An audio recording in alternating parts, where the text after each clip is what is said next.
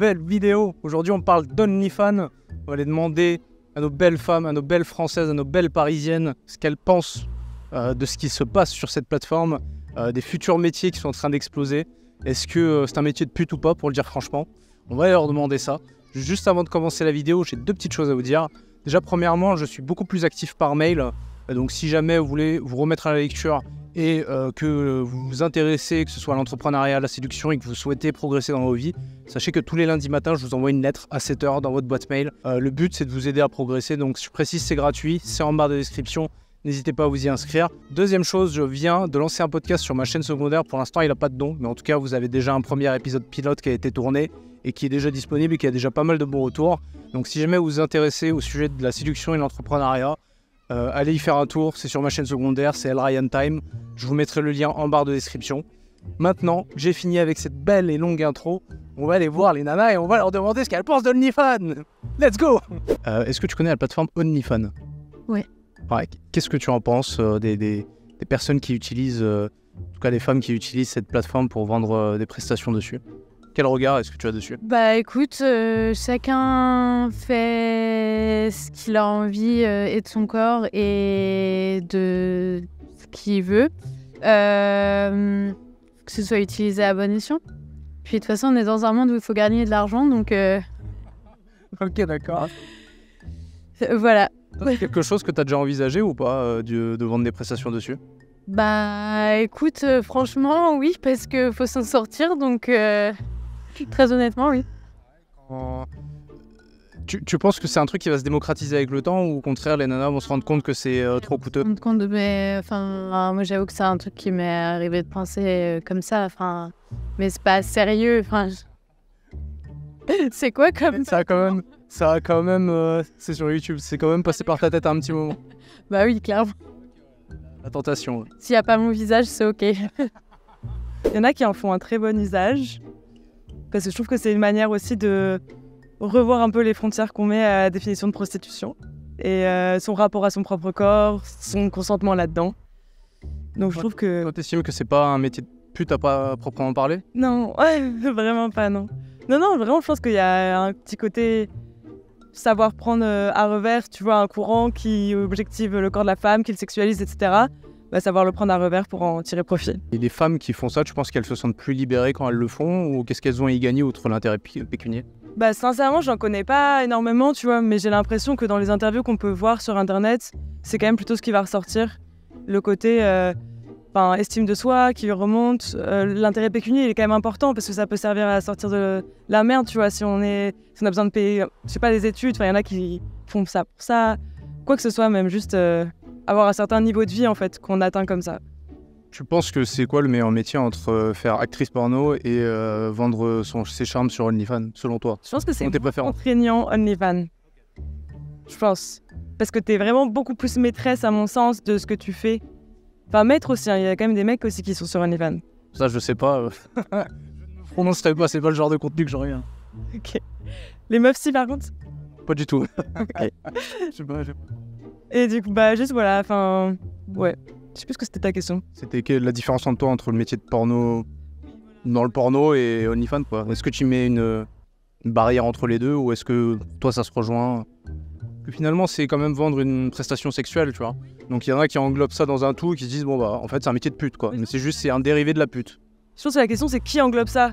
Est-ce que c'est juridique? Auquel cas... Non, d'un point de vue moral, c'est vraiment l'opinion publique, tu vois. L'opinion publique voit ça comme un métier de pute à proprement parler. Après, l'opinion publique regarde du porno aussi en masse, tu vois, donc je sais pas si c'est forcément très révélateur de dire ça.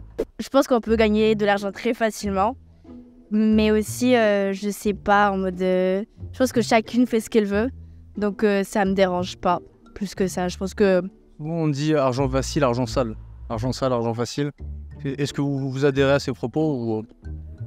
Je sais pas, mais moi personnellement c'est pas quelque chose que je ferais, mais après si elles ont envie de faire ça, chacun fait ce qu'il veut. Mais ça peut être dangereux je pense de faire ça. Si les gens ils font fuiter les informations, des choses comme ça, enfin les photos ou quoi, ou ça peut même faire une mauvaise réputation par rapport à sa famille ou des choses comme ça. Je pense que quand tu montes tes fesses sur internet, t'es préparé à ce genre de truc. Oui, voilà. Et même c'est pas forcément dans mes valeurs, mais après chacun fait ce qu'il veut. Respecte. Voilà, c'est ça, moi je respecte les gens qui font ça, c'est eux. Moi, je pense que je le ferais. Ah ouais, carrément. Oui, honnêtement. Moi, je le dis devant la caméra, je pourrais le faire. Ben, je pourrais le faire, mais après, je me dis, oui, c'est de l'argent facile, ça peut être sale, mais bon. Et c'est quoi justement, toi, qui pourrait t'empêcher, on va dire, d'aller jusqu'au bout et de le faire? Parce que j'ai beaucoup de tatouages et on peut me reconnaître facilement.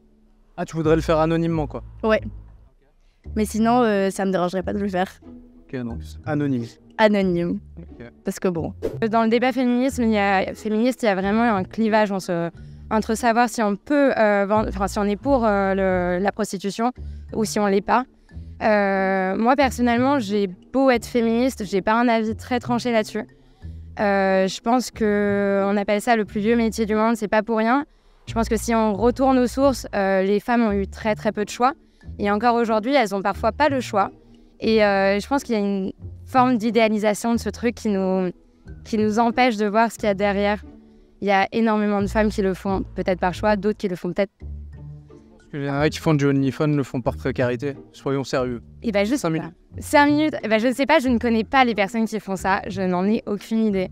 Honnêtement, Parce qu'elles ont envie de faire de l'argent et à la limite... dans ce cas-là, franchement, pourquoi pas, hein. Pourquoi pas. Moi, j'ai toujours dit que en tant que femme, si on me sexualise autant, pourquoi est-ce que je m'en servirais pas? Ça t'est déjà passé, toi, justement, à l'idée de faire ce genre de choses? Est-ce qu'il n'y a pas un moment, en tant que femme, tu t'es dit, putain, à quoi ça sert de faire tous ces efforts? Si je vends mes pieds, ça pourrait aller beaucoup plus vite. 10 heures de travail, oui, parfois je me suis dit, et si je vendais mes pieds? Après, on va pas se mentir, je me suis même renseignée, c'est pas si facile que ça, hein. Faut réussir à attiser ton public, faut réussir à être récurrente. Je pense qu'il y a... C'est pas ouvert à n'importe qui, en fait. Et Il faut des compétences. sacré culot quand même, je pense. Faut assumer derrière, faut assumer auprès de sa famille, auprès de ses amis, auprès de son entourage. Je pense que... Quelque chose que tu pourrais assumer, toi, à titre personnel, si tu te lançais ou pas? Hypothétiquement, bien évidemment. Hypothétiquement, je pense que je suis capable d'assumer tout ce que j'ai envie de faire et tout ce que je voudrais faire, ouais. Après, est-ce que ça me tente? Je crois pas pour l'instant. On verra quand je serai à moins en négatif sur mon compte. Je plaisante. Mais encore une fois, voilà, ce qui est drôle, c'est qu'on parle d'argent, encore une fois. Est-ce que sans la notion d'argent dans notre société, on aurait plus ou moins de facilité à faire ça? Je ne sais pas. Ça, c'est des questions qui sont un peu ouvertes. Je pense qu'on pourrait pas. Si jamais on abat le capitalisme, tu penses que les nanas n'échangeront pas du sexe contre autre chose? Genre, on pourrait pas imaginer qu'elles échangent du sexe contre de la nourriture, par exemple. Encore une fois, on échange du sexe contre quelque chose, donc ça prouve bien qu'il y a un besoin derrière. C'est juste le seul truc, moi, qui me refroidit, en fait. C'est qu'on a beau dire liberté sexuelle, les TDS, tout ça, il n'y a pas de souci. Il y a quand même énormément de femmes qui, aujourd'hui, ne serait-ce que, par exemple, Belleville, quartier parisien, ces femmes-là n'ont pas les papiers, ces femmes-là sont utilisées, ces femmes-là sont violentées. Donc, encore une fois, c'est comme tous les débats, en fait. C'est la partie positive, pourquoi pas. Les filles qui font ça en toute conscience, qui aiment se montrer, qui ont besoin de se montrer, qui ont envie de se montrer, qui ont envie d'avoir de l'argent aussi, qui ont envie d'être dans le luxe, par exemple, pourquoi pas. Après, est-ce que en cautionnant ça publiquement, on n'invisibilise pas les autres parties un peu plus dark du travail de TDS, quoi. Le travail du sexe, c'est un truc qui est pas hyper bien vu en ce moment, alors que tu vois, plein de gens le consomment et plein de gens tu vois, et je pense que les gens font bien ce qu'ils veulent, tu vois, genre elles le font, des gens payent pour, tu vois, et puis je pense que c'est aussi une bonne façon de... une bonne façon, je sais Je pas. pense que ça aide justement les clients en question qui achètent ce genre de service. Déjà, toi, est-ce que tu arrives à t'imaginer un petit peu qui peut consommer ce genre de choses dans la vie de tous les jours? De ce que j'en comprends, quasiment, énormément de gens en fait. Parce que tu vois, genre, quand tu vois les statistiques de gens qui regardent du porno sur internet, c'est quasiment tout le monde, même des gens hyper jeunes. Et là, du coup, en fait, c'est. En fait, je pense que c'est. En fait, on imagine que tu vois, c'est juste des vieux pervers qui se paluchent devant, alors qu'en fait, pas du tout, tu vois. En fait, tu vois, c'est comme tout le monde regarde du porno quasiment, tu vois. Et là, du coup. Tout le monde est secrètement sur OnlyFans. D'une certaine façon, oui, parce qu'en fait, je pense qu'on est tellement habitué à consommer du porno gratuitement. Et alors que là, en fait, ça permet aussi aux personnes qui pratiquent le travail du sexe d'avoir une vraie rémunération qui passe par elles et pas par les pubs sur les sites porno qui, tu sais, des fois même leur piquent leurs vidéos et tout ça, tu vois. Donc, c'est un business model qui est plus rentable pour les pratiquantes, quoi, les travailleuses du sexe, comme tu dis. Plus rentable, je sais pas, mais qui en tout cas, l'argent souvent leur tombe directement pour elles et pas pour, tu vois, genre juste des sites porno qui utilisent leurs vidéos ou quoi, tu vois. Enfin, en tout cas, j'ai l'impression que, en plus, ça leur permet de faire les vidéos qu'elles veulent, qu'elles décident de montrer, les photos qu'elles décident de montrer aussi, tu vois. Du coup, c'est pas forcément des trucs volés. Du coup, moi, je pense que, en vrai, c'est plutôt pas mal, quand même. Il m'avait dit un truc, mon caméraman, qui m'avait fait un peu tilter. Il avait dit que lui, le porno, il considérait pas que lui, il considère que acheter des prestations sur OnlyFans, c'est de l'arnaque. Parce que derrière, c'est pas forcément t'achètes de l'exclusivité, de la relation avec la personne, mais c'est pas elle qui a derrière, parce que c'est des chatteurs. Souvent, c'est souvent des Indiens, des Pakistanais à qui tu parles, et c'est pas vraiment la modèle à proprement parler. Tandis que sur le porno, tu sais à quoi t'attendre, tu viens consommer ta vidéo, tu te branles un coup, ou tu te masturbes et c'est fini, quoi. Parce qu'après, il me semble que sur OnlyFans, tu peux peut-être acheter des... parce que OnlyFans, il me semble que c'est pas du travail de cam, tu vois, c'est pas nécessairement des cam girls, tu vois, parce que là, c'est encore un autre métier. Alors qu'il me semble que sur OnlyFans, tu vends surtout des vidéos déjà faites, ou des photos, ou peut-être un peu de chat, effectivement. Après, moi, je suis pas mal de travail du sexe sur les réseaux, et là, en l'occurrence, c'est elle qui s'en occupe. Après, je sais pas si après il y a des gros business qui ont mis la main dessus et qui font des trucs comme ça, mais en tout cas, il y a quand même pas mal de personnes indépendantes, même aussi queer, etc., qui se servent de ça. Même c'est des fois pour gagner un peu de l'argent ponctuellement, ou des fois ça peut être ton métier en soi. Donc moi, la libéralisation, un peu de tout ça, je trouve ça pas dingue, mais dans la libéralisation, je veux dire, économique, enfin, tu vois, c'est quand même plein de trucs qui s'inscrivent dans un modèle économique de merde, tu vois, mais comme nous tous, comme tous nos tafs à nous, tu vois. Enfin, par exemple, si toi tu fais du YouTube, t'es juste un peu rémunéré comme tu peux par les ads de YouTube, etc. Mais moi ça me va, moi j'accepte le libre marché, je suis très libéral, moi pour le coup j'ai pas de problème avec ce modèle économique. En tout cas, ce que je veux dire, c'est que tu vois, là c'est comme si tu faisais des vidéos sur YouTube et qu'il y avait des gens qui pouvaient juste, tiens, vas-y, genre, 10 balles, ouais, tu vois. Et alors que là, c'est vraiment pour accéder à ce contenu, du coup. Et moi, l'exclusivité, je pense que c'est pas tant un problème, surtout encore une fois, vu que les travailleurs du sexe sont hyper mal rémunérés. Qu'est-ce qui te dérange? Parce que tu m'as fait une remarque que moi, avec laquelle je suis d'accord, c'est-à-dire que ces gens-là, ils achètent de l'exclusivité, de la relation avec une personne, juste là, il y a une prestation qui est maquillée par du sexe, on va dire. Tandis que, par exemple, quand tu fais un tips à un youtubeur, il n'y a pas de sexe à proprement parler, donc ça choque moins de personnes. Du coup, toi, c'est le sexe qui te dérange? Non, moi, il n'y a rien qui me dérange, moi je te pose la question, c'est justement, pourquoi est-ce que derrière le sexe, il y a... Ça énerve les gens. Pourquoi est-ce qu'il y a cette empreinte, il y a ce caractère toujours où on va insulter les filles qui font ça de pute, etc. Pourquoi ? Les gens ont l'impression que c'est du travail facile. Je pense que tu sais, c'est un peu comme par exemple les nanas qui font des vidéos baignoires sur Twitch, tu sais. Genre, tu vois, je pense qu'il y a un peu un truc où les gens se disent « Ah, mais de toute façon, c'est vraiment pas du boulot, parce qu'elle a juste à se foutre à poil et les gens lui donnent de l'argent. » Alors qu'en fait, il y a énormément plus de travail qu'il y a derrière, parce que tu dois quand même gérer ton entreprise à toi, t'as quand même tout un tas d'impôts à avoir, enfin, je veux dire, t'es freelance, quoi, tu vois. Du coup, c'est tout aussi relou à gérer que tout un tas de trucs comme ça. Je veux dire, tu dois avoir des jours d'upload précis, tu dois faire en sorte de toujours avoir des trucs à donner à ta communauté. T'as une agence ou pas?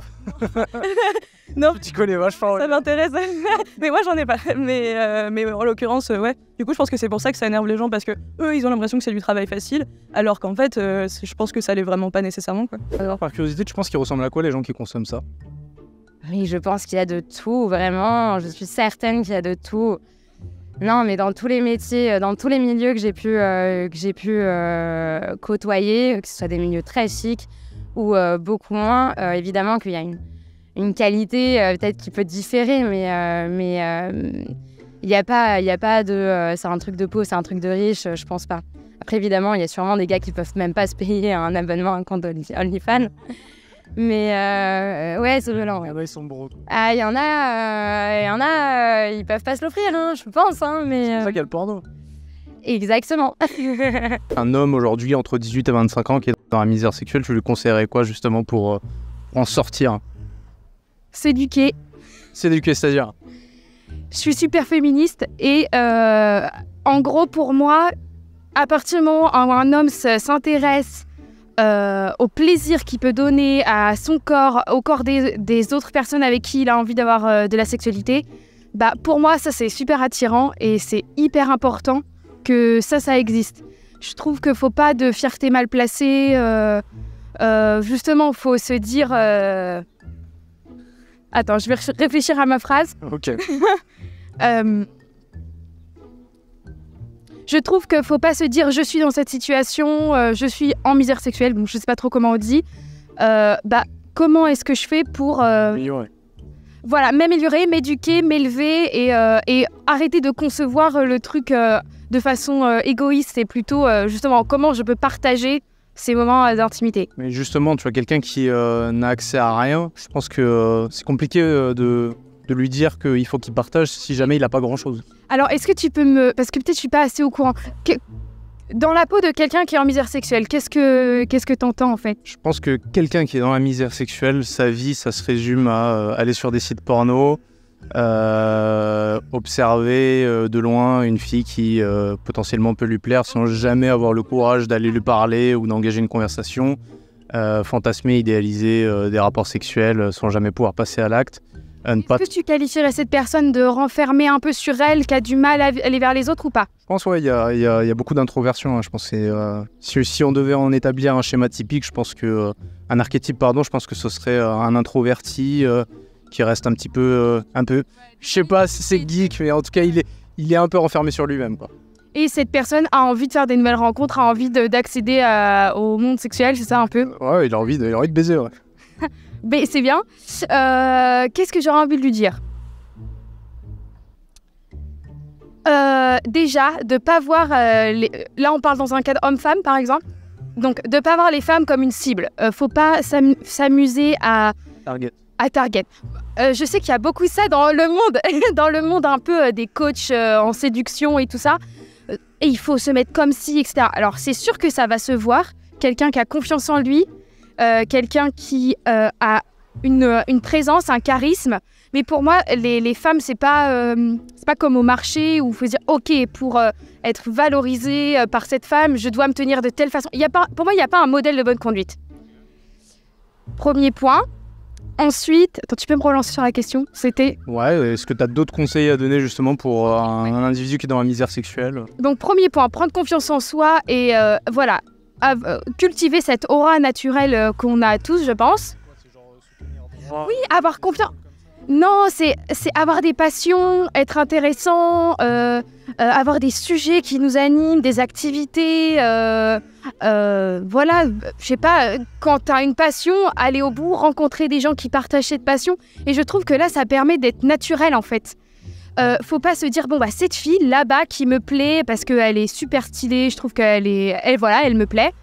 Et bah, au lieu de se dire, ok, il faudrait que je sois comme ça pour lui plaire. Pour moi, ça fonctionne pas. Il faut rester soi-même et aller vers les gens qui te ressemblent. Donc, par exemple, si tu adores l'architecture, fais partie de groupes d'architecture où il y aura potentiellement des filles qui partageront cette passion et tu vas être super spontané. Tu vas parler de tes hobbies avec elles et peut-être que ça se transformera en une attirance ou voilà. Si ce que tu aimes, justement, c'est les jeux vidéo, rester chez toi... t'as un mode et un univers de vie qui, on va dire, n'est pas propice à la rencontre, mais c'est fondamentalement ce que tu aimes. Et du coup, t'as du mal à matcher avec les nanas parce que c'est pas forcément un univers qui les attire profondément. Même si je pense pas que ça soit totalement incompatible. Mais on va dire que c'est beaucoup plus difficile d'établir des rencontres quand t'es très introverti et que tu passes tes journées à jouer aux jeux vidéo. Si on devait établir un archétype. Dans ce cas-là, je dirais de sortir sa zone de confort. Pas changer fondamentalement, mais c'est sûr qu'il ne se passera rien si tu restes dans ton canapé. Après, il y a plein de rencontres aujourd'hui qui sont virtuelles. Donc je me dis peut-être qu'il y a des filles sur les jeux en ligne que tu peux peut-être rencontrer. Mais peut-être que la barrière du virtuel au réel est un peu dure à passer. Mais je conseillerais d'oser sortir. Et peut-être qu'il y a des événements cosplay ou des... Je sais pas... Japan Expo. Ouais, voilà, ou des trucs... je sais qu'il y avait des fois des tournois qui durent pendant 24 heures de jeux en ligne où on se retrouve tous dans une salle et tout le monde joue. Bah, voilà, pour moi, il faut quand même sortir de sa coquille, ouais. Est-ce que tu connais des gens dans ton entourage qui consomment OnlyFans? Est-ce que toi, même à titre personnel, tu consommes différents types de services qui peuvent exister sur cette plateforme? Alors non, pas du tout, je consomme pas du tout ça parce que moralement, moi, ça me convient pas et puis j'ai pas envie de dépenser mon argent pour ça, quoi. J'ai déjà assez de problèmes, j'ai d'autres centres d'intérêt, voilà. Et dans mon entourage proche, j'en connais pas, mais je connais des gens, des potes, etc., qui en consomment, avec qui j'ai pu en parler un tout petit peu. Parce qu'on était en désaccord, etc. Bon, c'était du débat poli, etc. Mais c'était quoi leurs arguments justement pour te vendre cette pratique Une forme, entre guillemets, d'exclusivité, de contenu, entre guillemets, personnalisé. etc. Quelque chose que j'ai pas trop compris. Et aussi des contre-arguments tout de suite sur ça, c'était sur l'aspect personnel, et sur l'aspect moral, tout ce qui touche aux femmes. J'ai eu le droit, oui, c'est une manière des femmes de se libérer d'elles-mêmes, parce que c'est leur corps, soi-disant, c'est leur corps, elles peuvent le monnayer au lieu d'être monnayées par les autres, etc. C'est ça. Sur le caractère exclusivité, qu'est-ce qui t'a dérangé, toi? Parce que grosso modo, il t'a expliqué quoi? Il t'a dit que quand il a acheté ça, il achetait une part d'exclusivité de la personne en question, ou explique-nous un petit peu ces arguments qu'on nous passe. C'est à peu près ça, c'est oui, machin, c'est pas comme si j'allais, je sais pas, me pignouffer sur un porno, machin et tout, c'est mon truc, c'est à moi, machin, je sais pas quoi, je parle avec elle, etc. Alors que, bon, pour moi, c'est juste du pigeonnage, quoi, ça change pas, ça change rien. Je veux dire, la meuf, elle a ses 15-20 euros, je sais pas, et elle est contente, quoi. La pignouf, tu trouves sur du porno, tu penses que c'est plus moral, plus éthique, ou alors, je dirais pas que c'est plus moral, spécialement, mais bon, ça a le mérite de... gratuit. Ouais, ok, et surtout, c'est moins hypocrite. Je veux dire, l'argument, pour moi, l'argument du... que ce soit la libération de la femme ou je sais pas quoi, ou la personnalisation du contenu, c'est du bullshit absolu pour que des mecs lâchent un ticket. Il y en a qui en font un argument de vente marketing, qui disent ouais, je me libère, achète. J'en ai parlé avec quelqu'un pendant une soirée, quelqu'un que je connaissais de loin, mais avec qui j'en ai parlé pendant 20 minutes, quoi. Et il me vendait ça comme si c'était le rêve, comme si c'était des escortes pas chères, quoi. Je veux dire,